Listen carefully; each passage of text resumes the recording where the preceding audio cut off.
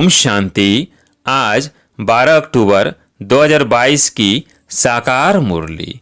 आज बाबा ने कहा, मीठे बच्चे, तुम्हें रूहानी कमाई में बहुत बहुत ध्यान देना है। सिर पर विकर्मों का बोझा बहुत है, इसलिए समय वेस्ट नहीं करना है। प्रश्न, जिन बच्चों का ध्यान रूहानी कमाई में होगा उनकी निशानी क्या होगी? उत्तर, वह कभी भी झरमुई झगमुई में अपना समय बर्बाद नहीं करेंगे। शरीर निर्वाह करते हुए भी रूहानी कमाई में समय लगाएंगे। सुबह उठकर बहुत बहुत प्यार से बाप को याद करेंगे। याद से आत्मा उड़ती रहेगी। दूसरा, वह बाप समान रहमदिल बन अपने ऊपर और सर्व के ऊपर रहम करेंगे। सबको बाप का परिचय देंगे। गीत है, तुम ही हो माता पिता तुम ही हो। ओम शांति। बच्चों ने गीत में माता पिता की महिमा सुनी। जैसे कोई घर में बच्चे रहते हैं तो माता पिता दादा होता है ना। दादे से वर्षा मिलता है बाप द्वारा, क्योंकि दादे की मिल्कियत बड़ों की मिल्कियत होती है। तो यह भी सबसे बड़ा है। दुनिया वालों को तो पता ही नहीं, बच्चों को पता है। तुम ही हो माता पिता। तो यह दादे के लिए शब्द है, तो उनका परिचय देना पड़े, चाहे सम्मुख हो, चाहे चित्रों द्वारा, चाहे प्रोजेक्टर द्वारा। तो दादे का परिचय देना बहुत जरूरी है। जिस्मानी दादा साकार होता है। अब तुम्हारी बुद्धि में पहले कौन आया? दादा। बल प्रोजेक्टर द्वारा समझाओ। वह भी नंबरवार चित्र दिखाना है। पहले पहले परमपिता परमात्मा को समझानी देनी है। तो परमपिता परमात्मा से तुम्हारा क्या संबंध है और फिर प्रजापिता ब्रह्मा से क्या संबंध है? तो पहले पहले शिव का चित्र दिखाना चाहिए। फिर है लिखत, जो प्रदर्शनी पर समझाते हैं वह मैगजीन भी बनाते हैं। तो पहले पहले परिचय देना है। गीता में लिखा हुआ है भगवानुवाच, तो पहले भगवान का परिचय देना चाहिए। तुम सब की बुद्धि चली गई है ऊपर। सबसे ऊंचा है परमपिता परमात्मा निराकार शिव बाबा, फिर ब्रह्मा विष्णु शंकर। फिर यहाँ आओ तो जैसे घर में माता पिता और दादा बैठे होते हैं, वह है हद का और यह बेहद का। चित्र सहित सारी लिखतें होनी चाहिए। फर्क भी बताना चाहिए कि अनेक मनुष्य हठ योग सिखाते आए हैं और एक परमात्मा राजयोग सिखाते हैं, जिससे मुक्ति जीवन मुक्ति मिल रही है। यहाँ है एक निराकार परमपिता परमात्मा शिव भगवानुवाच की बात। जैसे लौकिक माँ बाप दादा बच्चों की बुद्धि में याद पड़ते हैं, हूबहू तुम्हारी बुद्धि में भी ऐसे हैं। यह से पार लौकिक है और वह है लौकिक। तुमको निश्चय है कि यह शिव बाबा हमारा बाप है, तो उनको याद करना चाहिए। परंतु बच्चे भूल जाते हैं, टाइम बहुत वेस्ट करते हैं। वेस्ट टाइम नहीं करना चाहिए, क्योंकि विकर्मों का बोझा सिर पर बहुत है। आत्मा में खाद पड़ गई है। तो लिखना चाहिए परमात्मा कौन है। परमात्मा के चित्र और श्री कृष्ण के चित्र पर घड़ी घड़ी समझाना चाहिए। स्वर्ग और नरक के गोले बड़े अच्छे मशहूर है। नरक के गोले पर लिख देना चाहिए कि यह रावण राज्य, भ्रष्टाचारी दुनिया, और स्वर्ग के गोले पर लिखो कि यह श्रेष्ठचारी दुनिया। तो टाइम लिखना चाहिए। स्वर्ग इतना समय, नरक इतना समय। देखो, चढ़ती कला उतरती कला का भी चित्र है, क्योंकि उतरती कला में 5000 वर्ष और चढ़ती कला 1 सेकेंड में। तो ये जंप हो गया। यह मुख्य बात समझाने को है। फिर है विराट रूप, जिसमें ब्राह्मण चोटी ईश्वरीय संप्रदाय है। ब्रह्मा मुख द्वारा रचा हुआ तुम्हारा ब्राह्मण कुल मशहूर है, सर्वोत्तम है। तो सबको समझाने के लिए यह चित्र बहुत जरूरी है। वैरायटी धर्मों का झाड़ है, वो भी अच्छा है। बच्चों को सौदर्शन चक्रधारी बनना है, तो चक्र का भी ज्ञान देना है कि चक्र कैसे फिरता है। ब्रह्मा सरस्वती का हीरो हीरोइन का पार्ट कैसे हैं, तो गोले का भी चित्र बड़ा होना चाहिए।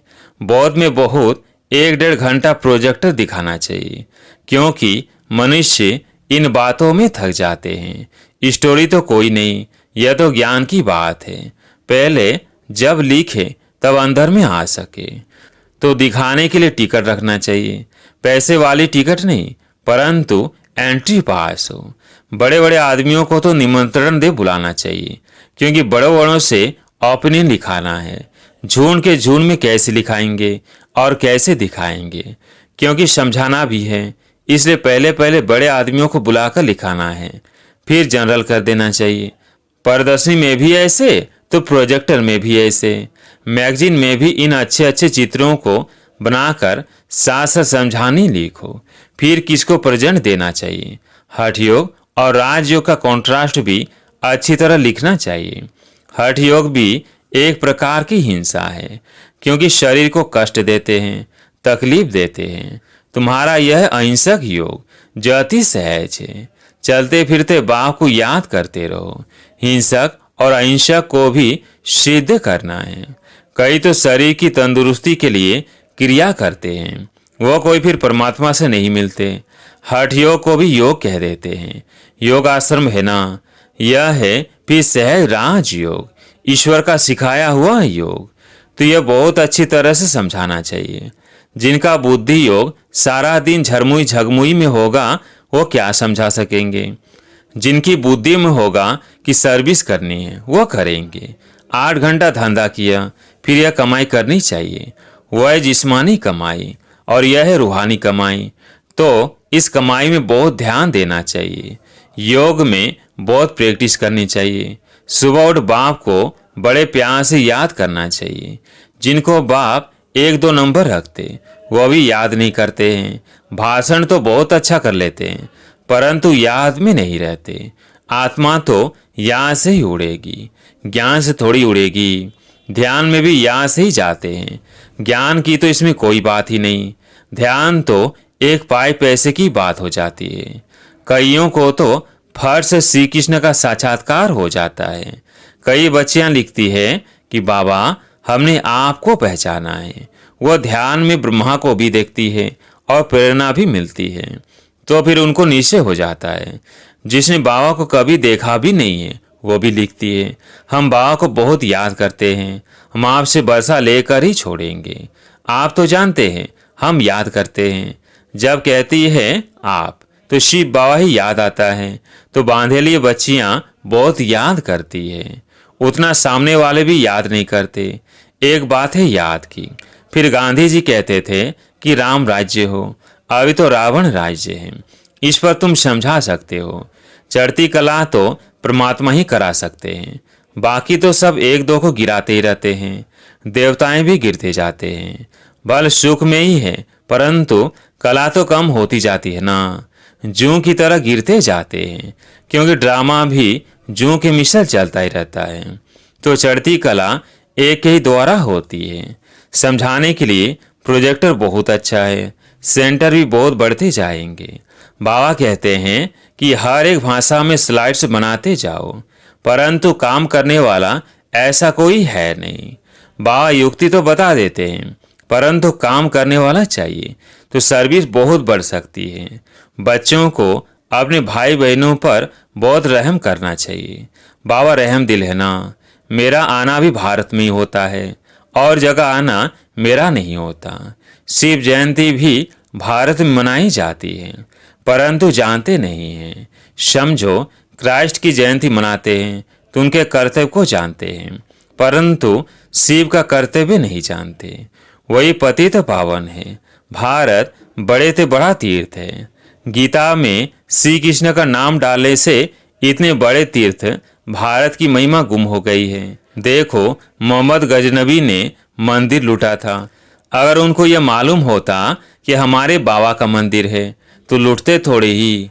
अल्लाह के मंदिर को कौन लूटेगा? जिसने स्वर्ग की स्थापना की। अगर शिव बाबा को जाने तो कभी मंदिर को हाथ न लगाए। भले वो शिव को माथा टेकते हैं, परंतु जान गए तो कभी ना लूटे। सिर्फ गीता में श्री कृष्ण का नाम डालने से ये सब कुछ हुआ है। गीता खंडन होने से देखो क्या हाल हुआ है। अगर शिव का नाम होता कि वही गति सदगति दाता है, ये एक ही महिमा है। अगर वो ना आता तो पावन कैसे बनते? भारत को कैसे स्वर्ग बना सकते? यह गुप्त बात है ना।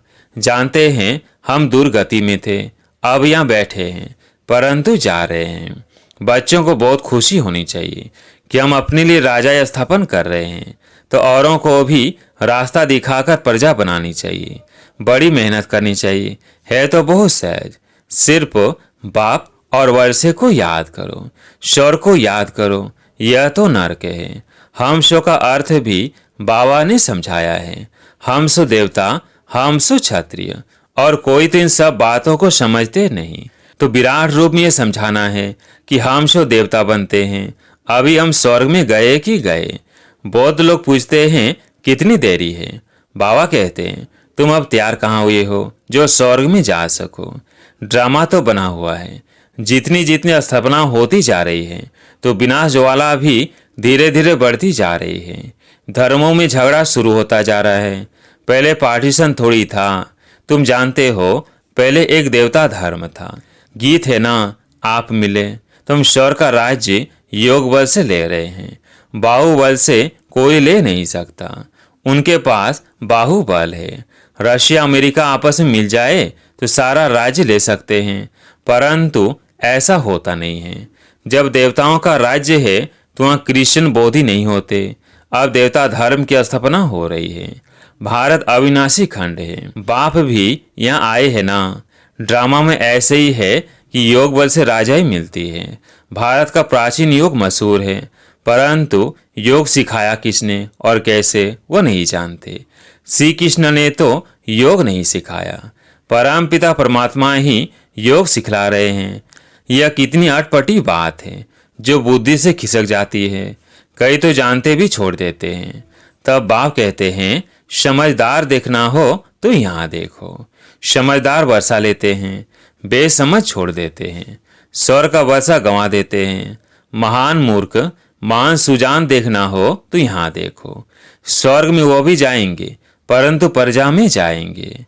तुम जानते हो सूर्यवंशी चंद्रवंशी प्रजा कैसे बनती है। बाप की गोद यहाँ मिलती है। मूल वतन में गोद का हिसाब नहीं है। बच्चा जब पैदा होता है तो गुरु की गोद में देते हैं। समझते हैं गुरु की गोद में नहीं गया तो दुर्गति को पाएगा। छोटे बच्चे को भी गुरु करा देते हैं। गुरु विकर गति नहीं, यह गुरुओं ने समझाया है। पता नहीं कब शरीर छूट जाए। वहाँ तो जन्म ले फिर गुरु के पास जाते हैं। यहाँ तीनों कंबाइंड है। यह कोई शास्त्रों में लिखा नहीं है। कोई बाप टीचर गुरु की गोद है। बाप ने पूछा शिव बाबा को बाप है? कहते हैं हाँ। अच्छा, शिव बाबा को टीचर है, गुरु है? नहीं, सिर्फ माँ बाप मिलते हैं। यह गुह्य हिसाब है। बाप बच्चों पर, बच्चे बाप पर बलिहार जाते हैं। लौकिक में बच्चे बाप पर बलिहार नहीं जाते हैं, बाप जाते हैं। ये समझने की बात है कि बरोबर परमात्मा बाप टीचर सदगुरु हैं। उनसे ही वर्षा मिलता है। अच्छा, मीठे मीठे सिकिलधे बच्चों प्रति माता पिता बाप दादा का याद प्यार और गुड मॉर्निंग। रूहानी बाप की रूहानी बच्चों को नमस्ते। हम रूहानी बच्चों की रूहानी बाप दादा को याद प्यार गुड मॉर्निंग नमस्ते नमस्ते। धारणा के लिए मुख्य सार। पहला पॉइंट, स्वदर्शन चक्रधारी बनना है। हम ब्राह्मण चोटी हैं, ईश्वरीय संप्रदाय के हैं, इस नशे में रहना है। दूसरा पॉइंट, अपना समय बाप की याद में सफल करना है। रूहानी सर्विस में बिजी रहना है।